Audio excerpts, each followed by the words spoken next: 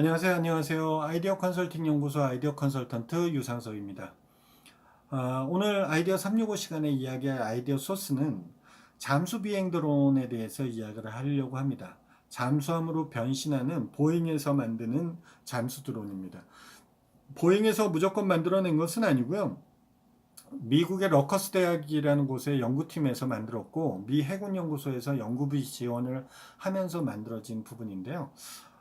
이전에 제가 잠수 드론이라는 것을 방송한 적이 있었거든요. 그때 이제 저 유튜브 댓글로 이제 잠수 드론의 영상을 펐다 본인들의 카페에 올렸으면 하시는 분들의 연락이 있었어요. 그래서 저야 너무 감사합니다라고 하는 거로 해서 제가 또 링크되어 있는 그 카페에 들어가서 보기도 했는데, 드론이라는 게 전 세계적으로 우리나라에서도 4차 산업의 일환이 돼 있고, 드론이 바꿔놓을 곳에 대한 것도 많이 발생을 하고 있죠. 여러분들은 어떻게 드론에 대해서 얼마나 관심을 가지시는지 모르겠지만 저는 개인적으로 굉장히 드론에 대해서 관심을 많이 가져요.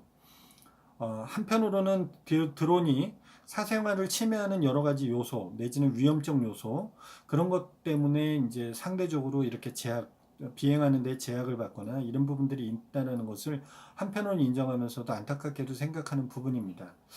그러면서도 이제 드론의 또 발전을 하는 부분을 보면 이미 하늘을 날는 쿼드콥터에 대한 무인 드론에 대해서는 이미 있고 많이 발전이 됐죠. 드론 레이싱도 이렇게 빠르게 한국으로 들어와서 저기 저변화될지는 몰랐지만 드론 레이싱에 대한 부분들도 있고 그 다음에 이제 예전에 뭐 무인 자동차 같이 하는 도로를 달리는 이런 드론에 대한 부분들도 있고요. 그 다음에 제가 저번에 얘기해드린 대로 물속으로 들어가는 드론에 대해서도 이야기를 드렸지 않습니까? 네. 그런데 오늘 이야기하는 이 보잉에서 만든 미 해군 연구소와 러커스 대학에서 만들어내는 이 드론에 대해서는 수륙양용 자동차와 같은 수륙양용 드론이라고 생각을 하시면 돼요. 수륙양용 드론. 예를 들어서 이렇게 생각을 한번 해볼게요. 유조선이 암초에 걸려서 좌초를 했습니다.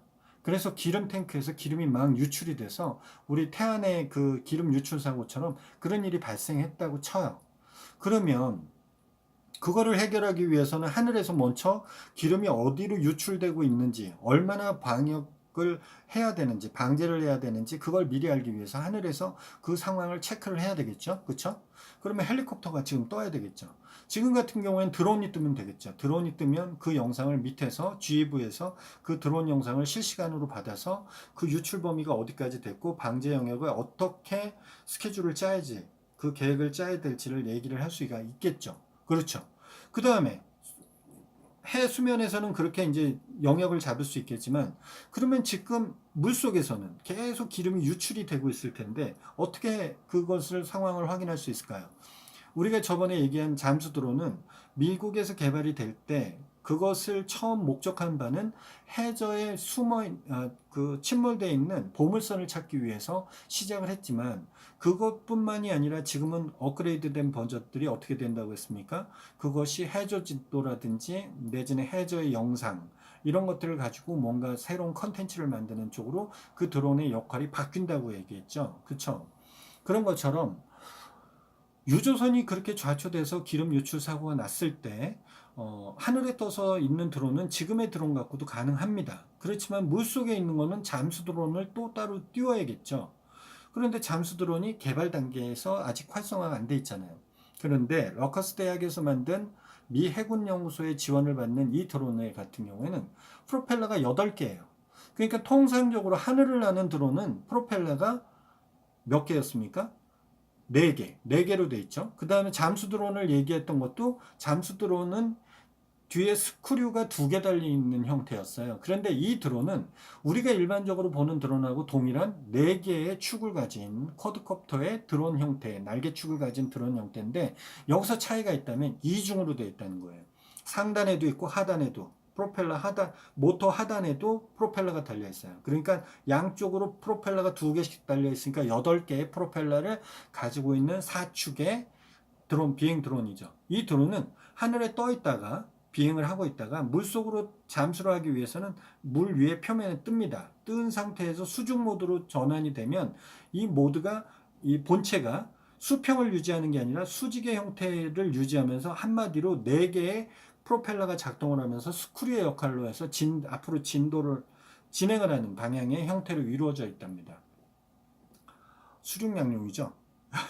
당연히 그 본체나 모터나 여러 가지 축들이 방수 모드로 되어 있는 건 당연할 거고요. 기존의 모드에 있었던 것은 제가 봤거나 이런 것들은 전부 방수가 되어 있는 케이스 형태의 본체를 유지하고 있거나 이런 부분인데, 여기는 부품들까지도 방수 형태를 가지고 있는 제품들을 사용하는 것 같아요.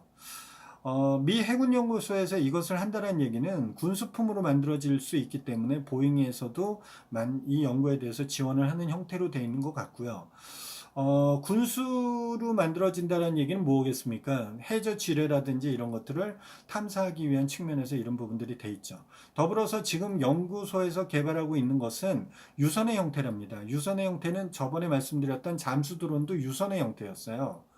그 유선의 형태였기 때문에 이것을 바꾸기 위해서 개발을 계속 업그레이드를 해가는데, 러커스 대학에서 만든 이 수륙양용 드론, 잠수 비행 드론에 대해서는 초음파를 이용해 갖고 그것을 무선의 형태로 바꾸는 작업까지 진행을 한다고 하니까 지금에서는 아마 초음파의 형태가 나오지 않았을까 하는 생각이 드네요.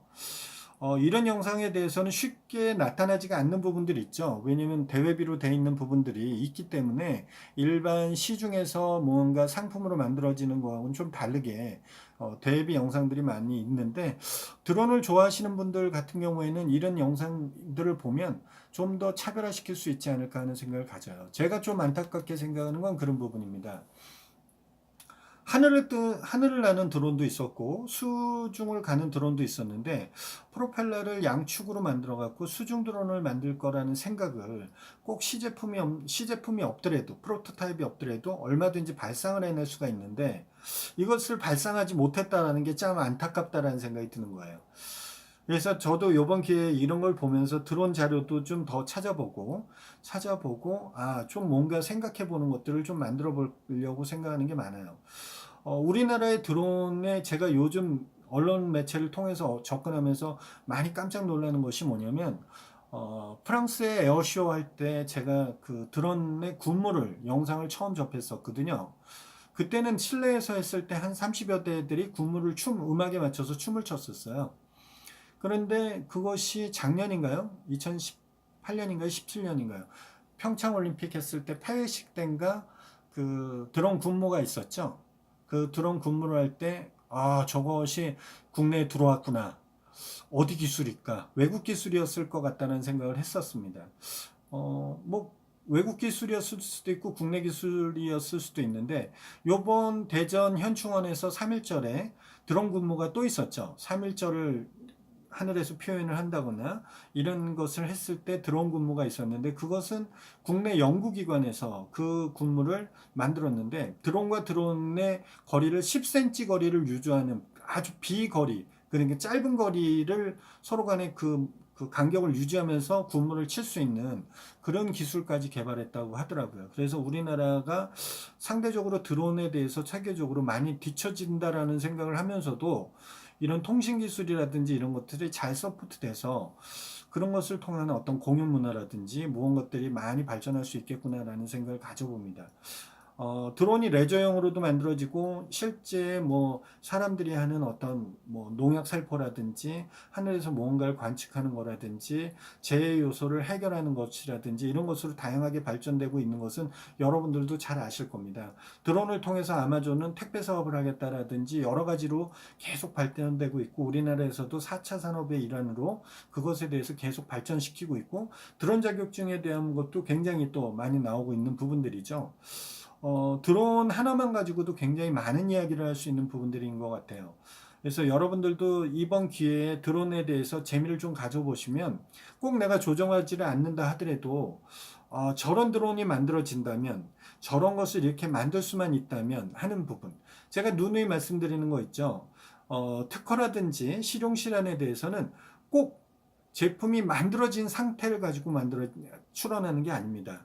생각을 정립해서 이렇게 해서 기술이 이렇게 된다면 이렇게 해서 만들 수 있어 라고 하는 것만 갖고도 출원이 가능하다는 부분이 있기 때문에, 이런 것을 앞서가는 사람들이 결론은 새로운 시대가 왔을 때 그런 특허적 요소의 지적재산권을 가지고 있는 사람들이 결론은 그것이 어디 나라인가 개발이 됐을 때 당연히 그걸 뭐 특허권을 행사할 수 있는 부분이 돼야 되겠죠. 국제 출원을 한다든지 이게 사실은 솔직히 이렇게 쉽게 얘기하지만 사실은 굉장히 어려운 부분이에요. 생각해 보세요.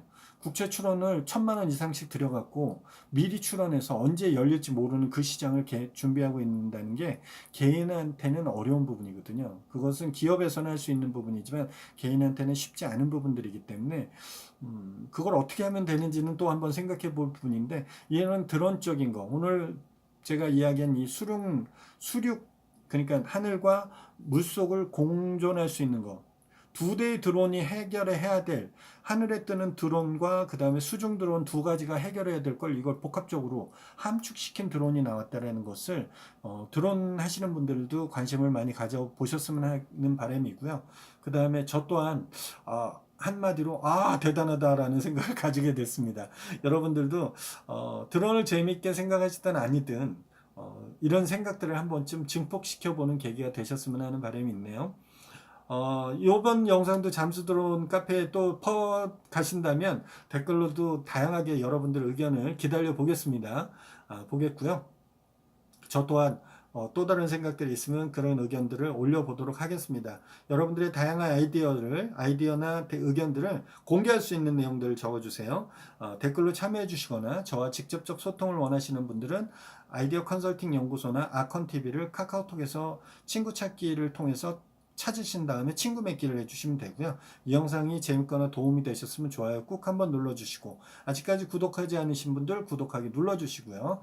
아이디어 365는 매일매일 진행된다는 점 잊지 마시고 내일 이 시간에 다시 뵙도록 하겠습니다. 내일 뵙겠습니다.